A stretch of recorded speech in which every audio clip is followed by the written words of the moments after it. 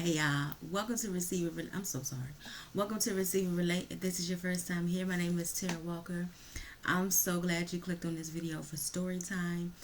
If you are a returning subscriber or returning visitor, hey y'all, hey, welcome back. Okay, so if you have been following along, if you have not, I encourage you to go back and binge watch like it's Netflix, okay? So you'll be up to date.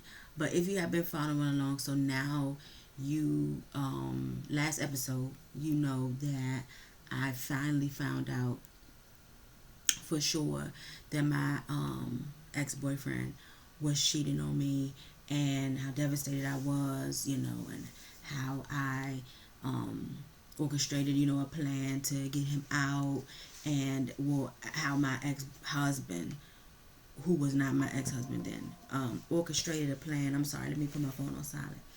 To help me to orchestrate a plan to get him out. And my friend came over, packed his stuff up. Okay. All that good stuff. If you don't know, go back and watch it. Okay. And so now ex-husband is back into my life. You know what I'm saying? So for me on my end, okay, I at least needed somebody to vent to. I was too embarrassed to vent to any of the female friends I had. One female friend that I had, I would even later find out that she was talking about me the whole time anyway. Um, or was that after we got married? Anyway, pretty much none of the friends that I had at that time was really any real friends anyway, except for maybe one. But then something happened with that too. But that's a story for another time. But so for me, it was just a vent. He was just a person to vent to. You know what I'm saying? Just somebody. I ain't wanna. I'm sorry. My chair annoys me. So sorry about that. I didn't want to like begin to no feelings like I used to have stir up. I ain't want none of that. I was not.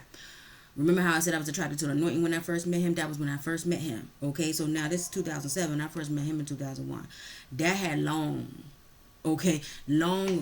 past. Okay, so wasn't physically attracted to him or anything like that. He was just, for me on my end, it was just somebody to vent to. But for him, it was a way to get back into my good graces. You know what I'm saying? It's almost like he was. I'm just going to say it. It's almost like it was like he was like low key glad that it happened. Because even though when I first called him on the last episode, I told you I called him first to ask him about, or well, tell him about it, and then he said, well, he's been cheating on you the whole time. And I said, how I didn't know if that was that he was prophetically speaking, or if he was just saying that, you know what I'm saying, to like get under my skin type of thing. But what I didn't tell y'all was something he said. I remember he was like, he was kind of hesitant to talk to me because he was like, man, I just got finished getting over you. That's what he said. I remember him saying that, and then you call me like, this is hard to, this hard to talk to you or whatever. That's what he said. And I was like, getting over me? When did you switch up to where you like me? You told me. Okay, and I told y'all in the episode when I first found out his Dr. Jekyll and Mr. Hyde attitude, you told me you weren't attracted to big girls. Now, granted, I had lost weight after I had the surgery that I had, but I was still a chunky girl. You know what I'm saying? So I was considered still technically a big girl, and so I was trying to figure out when did the light flip to now that you like me like that. I told my pastor that when he was living with me, that it did feel like we was in an abusive relationship. It did because he, like I told you, he didn't want me to go out with nobody. You know what I'm saying? I couldn't hang out with female friends. I couldn't sit on the phone too long, even if it was a female friend. And I definitely couldn't speak to a male friend because he kicked the door down. You know what I'm saying? So it did feel like an abusive relationship. But no, we wasn't no boyfriend and girlfriend. You know what I'm saying? I was still telling people he was my best friend. Even though he really, that shouldn't even have been his title either at the time. So I don't know when he told me something, he just got over me. I was listening on the phone like, I didn't know that you were. When I told y'all on that other episode when he had came over my house, begging to get back in, begging to move back in with me, and my goddaughter was in the room crying. It did look like it was like some type of relationship where, wow. But I don't know when he started liking me like that. That was really wild because he never told me. Okay, and the way he was treating me was nothing like, forget even being married yet, was nothing like a boyfriend should be treating a girlfriend. You know what I'm saying? So listen, it went over my whole entire head. Okay. So anyway, so now I'm talking to him, venting to him, and so like I said, that's my side of it. Now, what should have happened? Let me tell you, for anybody listening to me, let me, you know, I tell my story for others. I say that all the time. It's not something for me to gloat off of, because for me, I was going to take it to the grave. You understand what I'm saying? But when the Lord tells me to do something, I do it. And he said, now's the time, right? I've said that plenty of times before. So that means that somebody is probably, that's going to watch this, whether it's now or in the future, more than likely is going through this or have gone through something like this, okay? So let me tell you, this is another narcissistic trait. They will do whatever they can do to get back in your good graces. Remember, I said in another episode, they don't like no.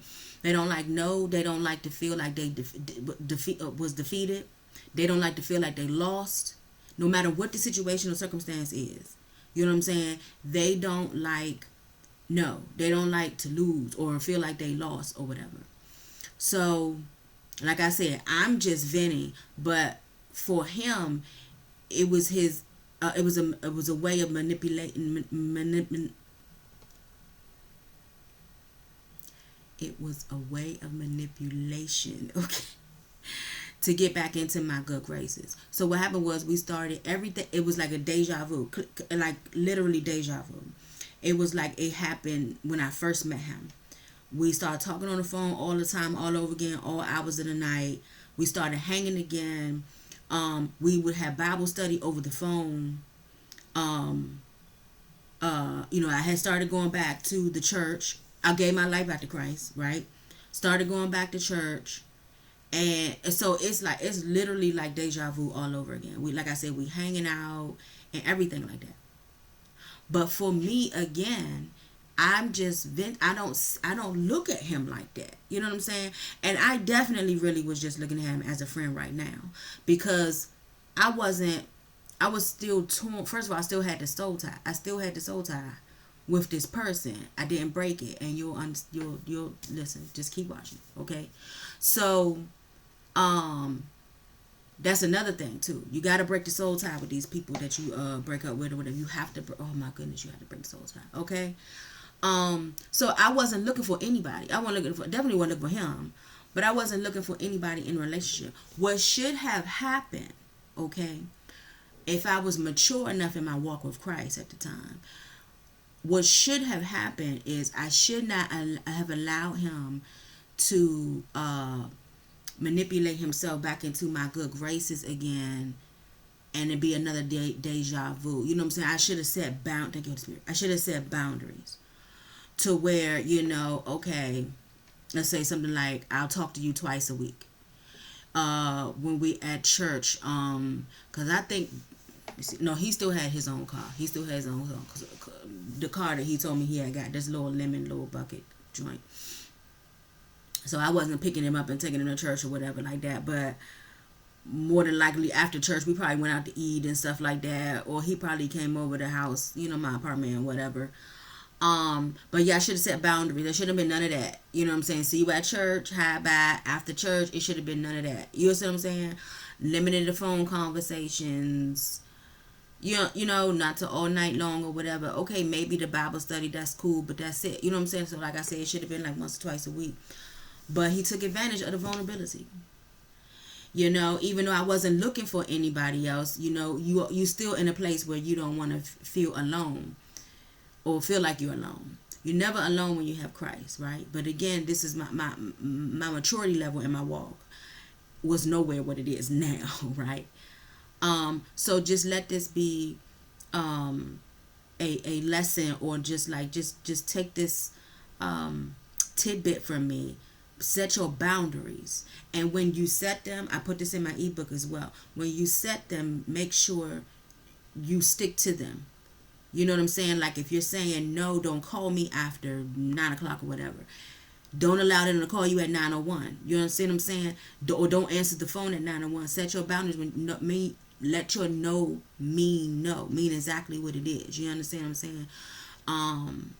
Because if they feel like if they got you before, they can get you again, and more than likely they can if you don't set your boundaries. You know what I'm saying? If you don't spend that time, which like I said, what should have been happening is I should have set my boundaries, and then I should have been spending the extra time with me and the Lord, letting the Lord pour into me, letting the Lord replenish me from everything that I put out to my ex-boyfriend that I wasn't getting, and even him, even the ex-husband, that I wasn't getting back these last 7 years, 6-7 years.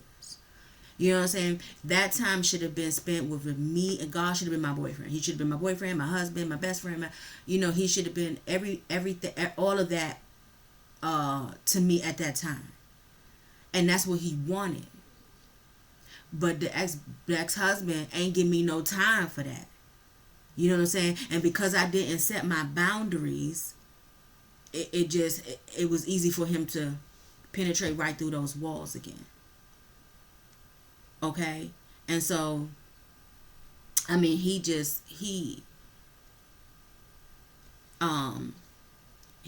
kept being, okay, let me tell you what he did. Another thing that he did to make sure, okay, he was making sure. He knew I loved to get my hair done. Never since I met him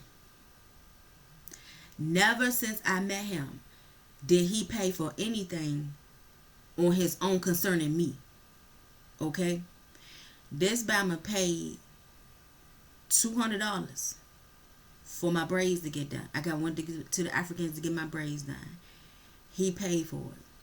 This is the ex-husband, not the ex-boyfriend. I'm not, like I said on the last episode, I told him to give me time. I never called him back. I never, I dealt with him. When he did start calling again, I let the phone ring. And eventually he caught on. And then I'll get to that. I don't want to skip too quickly ahead. But that's what he did. He paid $200 to get my. He ain't never, the whole time I knew him, pay any amount of money. Why? Because he ain't no job.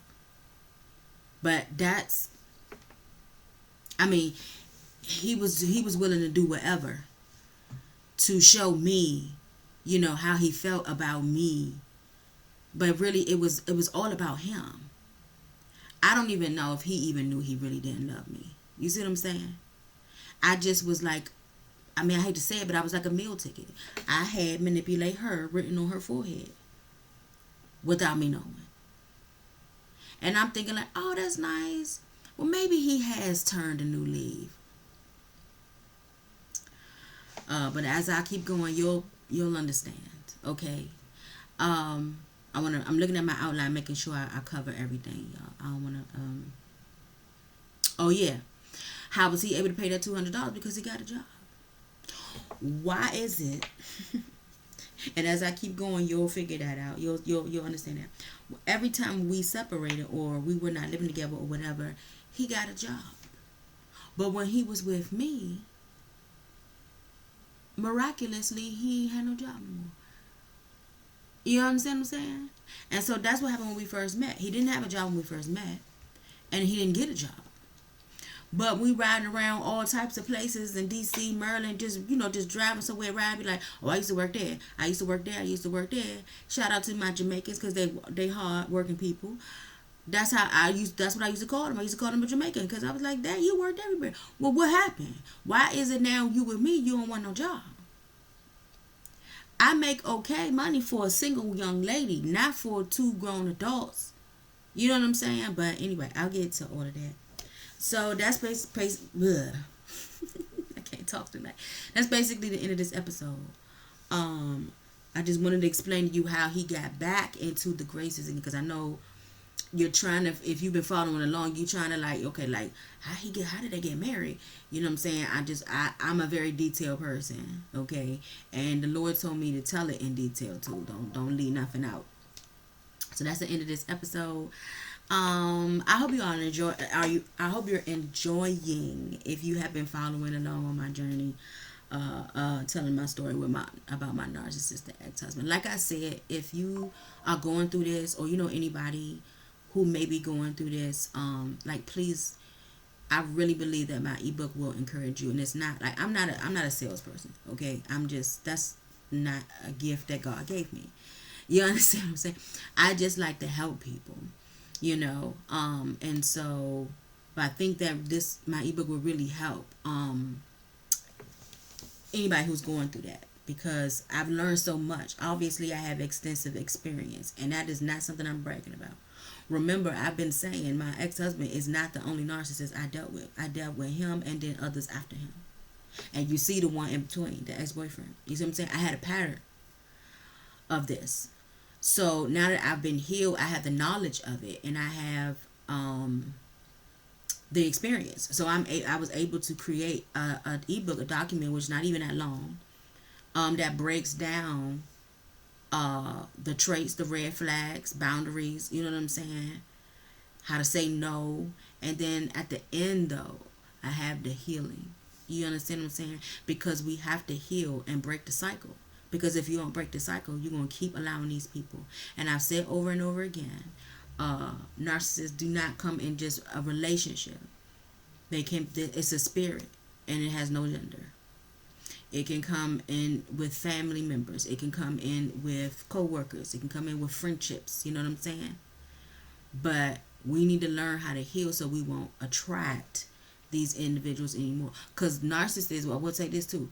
When they know that a person knows who they are and whose they are, you won't attract them. They won't even try with you because they know they won't have a chance.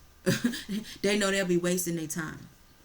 You see what I'm saying? A friend or whatever, they won't even try you because they know they'll be wasting their time. They know you won't be their friend no more or even accept their friendship. A family member, they won't try you. You see what I'm saying? Because you know you gonna be like, I won't be there. I'm sorry, but I will not be able to be available for that occasion. And don't have no explanation behind it. You don't need to give an explanation. Let your know me know. You know, so I really, really encourage you, if you, like I said, if you experience this, if you are currently experiencing this, or have, or know someone, go ahead and download it. It's going to be in the comments below. If you are enjoying the ministry, I would also encourage you to sow. I promise you this is good ground. I don't play about my Lord and Savior Jesus Christ, okay? And if you could relate to anything I've said in this video today, drop a comment, let me know. Because people receive when they can relate. All right, guys, I love you, but know that God loves you more. I'll see you on the next episode.